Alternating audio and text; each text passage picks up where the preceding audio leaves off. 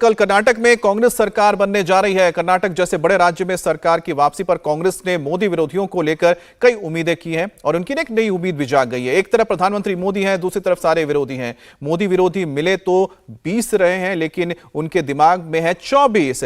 कल की मुलाकात से विरोधियों को बड़ी उम्मीद है। उन्हें लगता है कि 2 दिन बाद ग्रहों की चाल बदल जाएगी और 24 में मोदी को हराने का योग भी बन जाएगा। क्या ऐसा वाकई में हो जाएगा? क्या मोदी विरोधी एकता का फाइनल ड्राफ्ट तैयार हो चुका है? और क्या मोदी को हराने की घोषणा पत्र बेंगलुरु से लॉन्च होने जा रहा है? 20 मई इतनी अहम तारीख क्यों बन गई है, इस रिपोर्ट से आपको समझ आ जाएगा। 2024 में क्या थर्ड फ्रंट नहीं होगा? क्या 2024 में 2 फ्रंट चुनाव होगा? क्या तीसरा फ्रंट खत्म हो गया है? क्या सिर्फ 2 फ्रंट रह गया है, मोदी फ्रंट और राहुल फ्रंट? कर्नाटक चुनाव के बाद जो पॉलिटिकल सिनेरियो बन रहे हैं, उससे जो पिक्चर निकल कर सामने आ रही है, उससे यही लग रहा है कि 24 में थर्ड फ्रंट नहीं होगा। लड़ाई मोदी वर्सेस राहुल होगी। ये सब होगा कैसे? तो इसका जवाब है, ये सब कांग्रेस के कर्नाटक फॉर्मूले के हिसाब से होगा। कांग्रेस की रणनीति के तहत अभी राहुल फ्रंट पर नहीं है, खड़गे को फ्रंट पर रखा गया है। कर्नाटक की जबरदस्त जीत के बाद कांग्रेस समेत पूरे विपक्ष को यह लग गया है कि मोदी को हराया जा सकता है। जिन राज्यों में कांग्रेस पार्टी मजबूत है, अन्य दलों को कांग्रेस पार्टी की मदद करनी चाहिए। जिन राज्यों में क्षेत्रीय दल मजबूत हैं, वहां पर कांग्रेस पार्टी को उनकी मदद करनी चाहिए। भारतीय जनता पार्टी के विरुद्ध 1 अगेंस्ट 1 का फॉर्मूला अख्तियार किया जाना चाहिए। हमें निरंतर सफलता मिल रही है। प्रारंभ में ये front anti Congress anti BJP की शक्ल ले रहा था। इसमें कांग्रेस पार्टी की शिरकत कराने का श्रेय भी हम ही को जाता है। नीतीश कुमार जी विपक्षी एकता के सबसे बड़े पैरोकार होंगे, ये तय है। कांग्रेस का सबसे ज्यादा फोकस इस वक्त साउथ पर है, क्योंकि साउथ से लोकसभा की 129 सीट आती है। 2019 में 300 सीट जीतने वाली बीजेपी को दक्षिण के 129 में से सिर्फ 29 सीटें ही मिली थी, जिसमें कर्नाटक की 25 सीटें शामिल हैं। दक्षिण के 3 राज्यों में तमिलनाडु, केरल और आंध्र प्रदेश में बीजेपी का खाता तक नहीं खुला था। तेलंगाना में बीजेपी 4 सीटें जीतने में जरूर सफल हुई थी। कर्नाटक रिजल्ट के बाद दक्षिण में बीजेपी को नुकसान की संभावनाएं जताई जा रही हैं। दक्षिण राज्यों में कांग्रेस को 129 में से 27 सीटों पर जीत मिली थी। कांग्रेस केरल में 15, तमिलनाडु में 8, तेलंगाना में 3 और कर्नाटक में 1 सीट पर जीत हासिल की थी। इस बार कर्नाटक के बीजेपी के किले को कर्नाटक फार्मूले से गिराकर लोकसभा में अपना किला कांग्रेस बनाना चाहती है। कांग्रेस इसी स्ट्रेटजी पर चल रही है। साउथ पर कांग्रेस का फोकस किस कदर है, उसे समझिए।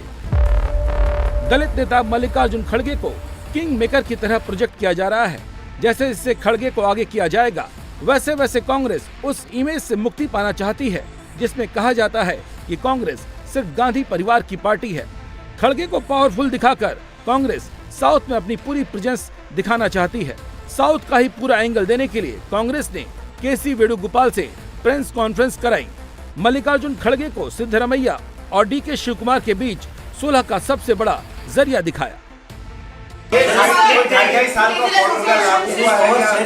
Power sharing formula is to share the power to the people of Karnataka. That's all. Only that is there. Power has to share the people of Karnataka. Nothing else. Gandhi परिवार से इतर इन चेहरों को अभी फ्रंट पर लाने की यह स्ट्रेटजी कांग्रेस की फ्यूचर के लिए बड़ी पॉजिटिव कही जा रही है, क्योंकि बीजेपी कांग्रेस की इसी कमजोरी को आइडियोलॉजिकल मुद्दा बनाती है। भारतीय जनता पार्टी एक आइडियोलॉजिकल बेस्ड पार्टी है, एक कार्डर बेस्ड पार्टी है और एक मास फॉलोइंग वाली पार्टी। आप देखिए कांग्रेस पार्टी का आइडियोलॉजिकल डाइल्यूशन हो गया कि नहीं हो गया? कहां से चले थे, कहां पहुंच गए। बाकी जो रीजनल पार्टीज हैं, उनका तो आइडियोलॉजिकल ग्रोथ ही नहीं हुआ था, तो डाइल्यूशन क्या, वो तो खड़े ही नहीं हो पाए थे वैचारिक पृष्ठभूमि पर। कोई पॉलिटिकल पार्टी आप उठा के देख लीजिए, सारी पॉलिटिकल पार्टीज परिवार की पार्टियां बन गई। और अगर रीजनल एस्पिरेशंस में भी वो खड़ी हुई, अगर डीएमके ने कभी वहां के लोकल इश्यूज को उठाने का प्रयास किया था, रीजनल एस्पिरेशंस का बात की थी, तो आज वो एक परिवार की पार्टी बन गई। कांग्रेस से टूट करके वाईएसआर कांग्रेस बनी थी, आज परिवार की पार्टी बन गई। चंद्रशेखर राव की पार्टी तेलंगाना राज्य समिति, जो भारत राज्य समिति बन गई, परिवार की पार्टी बन गई। ये सब परिवार की। आपके यहां भी उद्धव वाली पार्टी क्या थी? परिवार की पार्टी। सभी जगह ये आप देखेंगे कि अब उत्तर प्रदेश में हम किससे लड़ रहे हैं? 24 करोड़ का प्रदेश है, एक रीजनल पार्टी से लड़ रहे हैं। कांग्रेस समाप्त हो चुकी है और उसमें कोई आइडियोलॉजी नहीं बची। आपने देखा होगा कि अखिलेश यादव अतीक के लिए खड़े हुए, आइडियोलॉजी कहां चली गई, कहां खड़े हो गए जाकर? अपने को आईने में भी देखने में शर्म नहीं आती होगी। वैचारिक दृष्टि से समाप्त हो। और भारतीय जनता पार्टी एक ऐसी पार्टी है जिसमें अगर श्यामा प्रसाद मुखर्जी ने बलिदान 1953 में दिया, 53 में दिया, तो हम नारा लगाते रहे, श्यामा प्रसाद मुखर्जी का बलिदान जाया नहीं जाने देंगे। एक देश में 2 निशान, 2 विधान, 2 प्रधान नहीं चलेंगे। और 2019 के 6 अगस्त को पार्लियामेंट में, राज्यसभा में और लोकसभा में धारा 370 को धाराशाही कर दिया मोदी जी ने। बीजेपी कुछ भी कहे, लेकिन सच्चाई ये है कि कर्नाटक में कोई आइडियोलॉजी काम नहीं आई। कर्नाटक विधानसभा चुनाव में बीजेपी खत्म हो गई। कांग्रेस अब लोकसभा में भी मोदी को अपने इस किले में घुसने नहीं देना चाहती। इसीलिए सिद्धारमैया को सीएम बनाया गया है। डीके और सिद्धारमैया में सुलह कराई गई है। मई 2024 तक सिद्धारमैया और डीके को दिखाते रहना है। साथ साथ का मतलब है हम साथ साथ हैं और हमारा वोट बैंक भी साथ साथ है। मतलब अहिंद साथ साथ है। अहिंद मतलब सिद्धारमैया का वो फार्मूला जिसमें वोकलिंगा, लिंगायत, कुर्बा, दलित, एसटी, मुस्लिम सभी आते हैं। इसी फार्मूले से सिद्धारमैया ने कांग्रेस की जीत की कहानी कर्नाटक में लिखी। वोकलिंगा, लिंगायत, ओबीसी, दलित, आदिवासी, मुसलमान जो कांग्रेस का ओरिजिनल वोट बैंक था, उसको कांग्रेस ने रिवाइज करने में दलित नेता मल्लिकार्जुन खड़गे और 2 पिछड़े नेता कुर्बा जाति के सिद्धारमैया और वोकलिंगा डीके शिवकुमार ने उठाने में मदद की।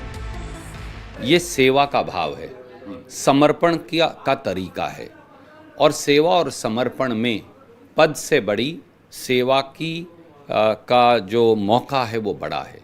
इसलिए सिद्धारमैया जी भी सेवा करेंगे और डीके शिव कुमार जी भी सेवा करेंगे और कांग्रेस का हर विधायक, हर कार्यकर्ता 6.5 करोड़ कन्नड़ी गांवों के आगे नतमस्तक होकर उनकी सेवा और समर्पण करेगा। कांग्रेस मिशन साउथ को लेकर बहुत ज्यादा फोकस्ड है, इसलिए कर्नाटक में मिली ऐतिहासिक जीत को बड़े कैनवास पर पेश करना चाहती है। ठीक वैसी ही पिक्चर जो आज से 5 साल पहले जब कुमारस्वामी के शपथ के दौरान ली गई थी, जब सब पार्टी के लोग आए थे, वैसे ही पिक्चर लाने की कोशिश की जाएगी, जिसे विपक्ष लाइट माइंडेड पार्टी कहता है। ये वही लोग हैं जब अडानी हिंडनबर्ग का मुद्दा उछला था तो राहुल के पीछे खड़े दिखते हैं। अब जब कांग्रेस की तरफ से इनविटेशन की खबर आई तो ये लिस्ट सामने आई। 9 सीएम को न्योता भेजा गया है, जिनमें तमिलनाडु के सीएम एम.के. स्टालिन, बिहार के सीएम नीतीश कुमार का नाम फाइनल हो गया है, झारखंड के मुख्यमंत्री हेमंत सोरेन को बुलाया गया है, ममता बनर्जी को भी न्योता भेजा गया है, केसीआर को और नवीन पटनायक को भी बुलाया गया है। कांग्रेस के सीएम अशोक गहलोत, भूपेश बघेल और सुखविंदर सिंह सुक्खू पहुंच रहे हैं। इसके अलावा तेजस्वी यादव, अखिलेश यादव, फारूक और उमर अब्दुल्ला, सीताराम येचुरी, डी राजा को बुलाया गया है। और जो कांग्रेस के खांचे में फिट नहीं बैठ रहे, उन्हें इनविटेशन नहीं मिला है, जिसमें केरल से विजयन और आंध्र से जगन रेड्डी और पंजाब के मुख्यमंत्री भगवंत मान और अरविंद केजरीवाल शामिल हैं। इधर बीजेपी की मुश्किल सिर्फ साउथ नहीं है। हिंदुस्तान के मौजूदा पॉलिटिकल मैप में बीजेपी का किला साउथ और ईस्ट दोनों तरफ से कमजोर हो चुका है। लोकसभा वर्सेज विधानसभा का फार्मूला चल रहा है। मोदी के विरोधी विधानसभा का फार्मूला ढूंढ रहे हैं। मोदी के पास लोकसभा वाला अलग फार्मूला है।